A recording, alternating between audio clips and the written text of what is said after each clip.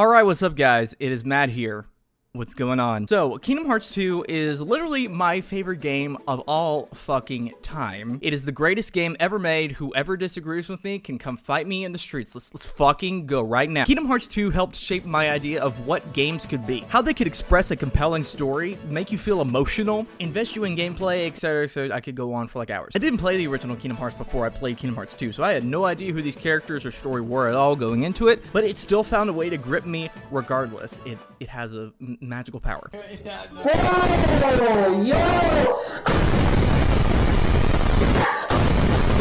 And I think that's the great power of Kingdom Hearts 2. Anyone can pick up the game and have a good time, regardless of their background. It got me to buy Kingdom Hearts 1, so hey, there's something. But of course, no game is perfect, no matter how much it is to me. There are some problems I have with Kingdom Hearts 2 that I wish they could have changed before release. And you know, just sometimes I have to be honest with my favorite child of all. Kingdom Hearts 2, you're my favorite child, but sometimes I just gotta be honest with you, okay? I don't, it's so bad that I have to do this. So I'm gonna list in this video my 5 biggest problems with Kingdom Hearts 2. Now, keep in mind, these are just my opinions. They're the right opinions, but you know, they're just mine. This is just what I feel the problems are with Kingdom Hearts 2. You can agree or disagree with me on this however much you want. Just don't be a dick about it, of course. No man is perfect either. Why did I include that in the script? With that out of the way, here are my 5 biggest problems with Kingdom Hearts 2. Number 1, the Chain of Memories explanation. Now, I'm including this one first because this isn't really a problem nowadays. With the wide availability of the HD collections, people can finish Kingdom Hearts 1, go straight into Chain of Memories, finish that, and then go straight to Kingdom Hearts 2 without much problem. But back when Kingdom Hearts 2 first came out, that wasn't necessarily the case. You see, the original version of Chain of Memories was released back in 2004 exclusively on the Game Boy Advance. Not the PlayStation 2 where the first game was on, no, the Game Boy Advance. And of course, there's a lot of story content in Chain of Memories that explains stuff happening in the sequel and just the rest of the franchise in general, but they kept the game on the Game Boy Advance, segmenting that piece of the story for the people who didn't even have a Game Boy Advance, so they couldn't even purchase the game. So when those people who didn't buy that started playing Kingdom Hearts 2, they were probably a little bit confused. Who is this Roxas character? Why am I playing as him? Is this like some Metal Gear Solid 2 Raiden shit? Who are these people in black hoods? What's all this talk about data and memories, and they're flashing back to Kingdom Hearts 1 a lot? I mean, I wasn't there, so I don't know exactly how people felt when they first started playing it, but I'm sure at least some people were a bit caught off guard. And the remake of Chain of Memories didn't come out till a year after Kingdom Hearts 2, so those people on the PlayStation 2 didn't get that story context until about a year later. Yes, there is the opening where they do show a kind of visual summary of the events of Chain of Memories, but it is purely visual. There's no full-on explanation of it. It's done very tastefully, very artsy, didn't really go in depth on what exactly all that meant. So yeah, I think they could have explained that a little bit better, give some story recap for the people who didn't play Chain of Memories on the Game Boy Advance. I think this is a major symptom of the previous trend in Kingdom Hearts, where they put different games on different consoles and platforms, segmenting the story across these things and forcing people to buy consoles and games just to keep up with the story. That was a big problem back in the day. Thankfully, with the HD collections, that's not a problem anymore, but still, I think it's something that's worth bringing up. Number 2, 1 HP bosses. Now, Kingdom Hearts 2's gameplay is perfection. I know we all know this at this point, it's pretty common knowledge at this point, but I just wanted to remind you in case you forgot. Kingdom Hearts 2 is just the best gameplay. Sorry, I'm just gushing so much. It takes everything that was built upon in Kingdom Hearts 1 and just cranks it up to 11. There's so much more energy in it. There's so much more fluidity to your movements. The controls are so much better. Platforming is so much better in that game, and they add so much energy to the combat and so many other options like drive forms and reaction commands. It's engaging while still being fun, which is a hard balance to make, but this game does it in spades. And this especially shines when you're in the boss battles. Boss battles in Kingdom Hearts 2 have been discussed to death at this point. There's been many videos made about it, but I think what makes Kingdom Hearts 2's boss battles so great is that while yes, they can be hard and difficult, there's still enough strategy and engagement involved in there to make it where you want to keep fighting the boss because you're trying to get the strategy down, and there's an actual fun element to get the strategy down to finally complete the boss, and it helps you become better at the game as a result. But there's one element that's part of the bosses that just pisses me off. So you see, when you deplete an enemy's health bar in a game, you would expect when you're at that enemy's last health point, when you hit them, they would die. That's just what you naturally would assume, right? Wrong! Well, Kingdom Hearts 2 decided to do a little bit of a funny thing with the boss battles, you see, because while you can deplete the enemy's HP bar down to its last point, if you get it down to 1 point during a combo, or you fail a combo getting it down to 1 HP, you cannot defeat the enemy until you do a complete combo, or you perform a magic spell. If you continue to hit the boss, they will not die until you perform a full combo. This is so frustrating for so many reasons. I don't see what the practical use of this feature would be, honestly. I guess they wanted to do it in style. You know, they have the whole new finishing move in Kingdom Hearts 2 where the screen goes in slow-mo and does the different camera angles and stuff like that. So maybe they wanted to make it look cool like that. I don't know. But there is no practical purpose to this thing. It just serves to annoy the player. And hey, sometimes these boss battles are hard. So if you're down on HP yourself, don't complete the combo and get killed by the enemy because some of the gameplay of the boss is kind of OP, you have to start the whole thing over again. It is really frustrating and has gotten me stuck on many a boss battle back in the day. I know you all skilled players can do it, but hey, I'm not skilled, okay, when it comes to gameplay sometimes. So yeah, this is a big problem for me and a lot of other casual players too. Number 3, Atlantica. Yeah, you knew this one was coming.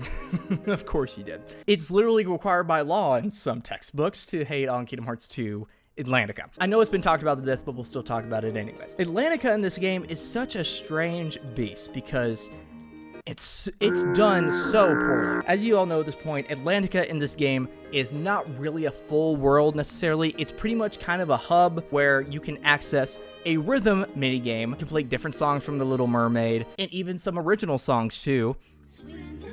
Yeah, I remember. You don't have to play it anymore. You can stop. And yeah, it's just overall a fail. I don't know if I would even count it as a world in of itself. It's more of just a pit stop that you occasionally go on throughout your adventure. I will be honest with you, I have never fully completed the world myself. I have never bothered in completing the story for that world. I play the first minigame, get really frustrated with it, come back, and just hate it even more and just leave it entirely. If the minigame was fun, then maybe it wouldn't be that big of a deal, but it's really not that fun. It is a simple minigame, but sometimes the controls can be very, very finicky and not register your buttons sometimes, and it leaves you feeling stupid. And again, the songs are just like, they're not good renditions, I'll just be honest with you. The new Kingdom Hearts song, not good. The original songs are not done tastefully. It's just a fail overall, and I don't want to talk about it anymore because it's... Let's move on. Number 4, Summons. Now, listen. I know this is going to be a very, very controversial take to have in this video. It's going to make people a little bit livid, but in my honest opinion, I just think that summons in this game are kind of just a afterthought, and their use is very, very diminished from what it could have been. I know a lot of people like the summons in Kingdom Hearts 2. You know, I will admit sometimes they are kind of neat, but I did a recent playthrough of Kingdom Hearts 2 because I haven't had a chance to do one in a long time, and throughout my like 20 hours of gameplay, I think I used summons like maybe once or twice.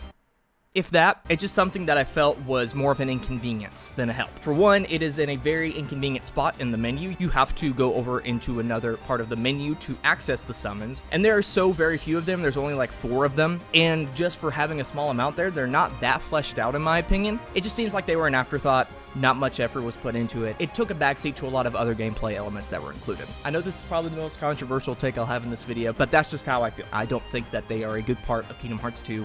I don't use them. If you use them, cool, but for me, no thank you. Wish they could have done that a lot better. And finally, number 5, story pacing. Now, remember that thing I said a few minutes ago? Express a compelling story? Yeah, just forget I said that. Don't get me wrong, Kingdom Hearts 2 story is probably my favorite story in all of gaming. Aside from like Halo 3 or BioShock Infinite, it takes you through a lot of different scenarios that put the characters through a lot of turmoil. It is a great continuation of these characters' stories. It evolves their characters while adding new aspects to them as well, and the new characters fit in perfect, in my opinion. But the one problem that I have with story is the way it's paced. And by that, I mean the game is essentially split into 2 parts. The first part is fighting off Heartless, trying to stop Pete and Maleficent from doing their plans and stuff like that. That you go through all the worlds, complete the stories in those worlds. Of course, Organization 13 is there throughout the entire thing, but I guess they're not necessarily the main enemy. I guess that's what the story wants you to believe. But when you get halfway through the game to the 1000 Heartless battle, and it's revealed that the bad guys in the game are, listen to this, the bad guys. Oh my god! You have to go back to all the worlds that you were just at, or as they call it, episodes. Except this time, you're fighting the Organization members.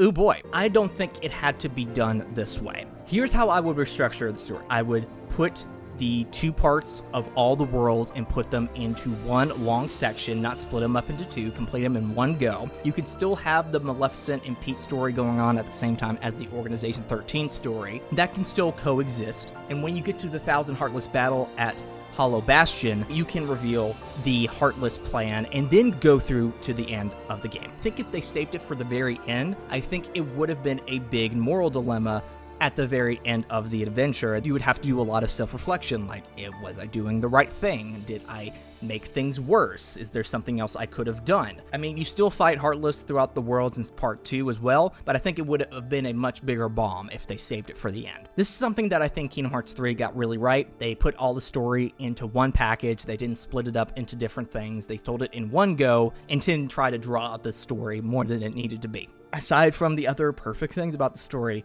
that could have been done much better. Still love the story, though. So that was my 5 worst parts of Kingdom Hearts 2, in my honest opinion. Again, this is just my opinion, my list. I'm making this video because, you know, sometimes I just gotta be honest with myself. Sometimes I'm one of those people who just say Kingdom Hearts 2 is absolutely perfect, and anyone that says it's bad or anything is just Blocked and reported. But, you know, I just gotta be honest with myself. No game's perfect. But, you know, despite the problems that the game may have, this game will be my favorite game of all time. We'll probably stay that way for a very long time, and I will be playing it for years and years to come. So yeah, tell me down in the comments below what you think are the worst aspects of Kingdom Hearts 2. Do you agree with me? Do you disagree with me on this? What do you think could have been improved in the game? And also, what are your favorite aspects of Kingdom Hearts 2? I would like to hear that too. Who knows, I may make a second video on my favorite aspects of Kingdom Hearts 2. That may be a fucking 20-hour behemoth, but you know, we might make it one day. But yeah, I'd love to hear what you guys have to say in the comments down below. Also, make sure to subscribe, like this video, follow me on Twitter, join the Discord server, turn on notifications. Really awesome if you did. This has been Matt, and I will see you guys in the next video, whatever that's going to be. So yeah, bye!